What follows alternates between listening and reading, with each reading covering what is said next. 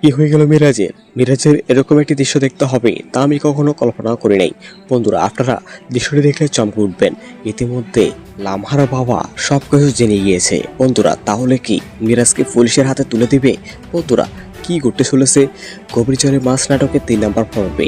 বন্ধুরা, আমাদের আজকের ভিডিওটি খুব ইন্টারেস্টিং একটি ভিডিও হতে চলেছে। বন্ধুরা, তোমরা সবাই সম্পূর্ণ ভিডিওটি দেখে যাবে। ইতিমধ্যে লামহাদের বাড়িতে আশ্রয় নিয়েছে সায়ালের সাথী, অন্যদিকে মিরাজ এখন কাজের বুয়া হিসেবে নিয়োগ দিয়েছে মিরাজ এবং সায়ালের সাথীর মাকে।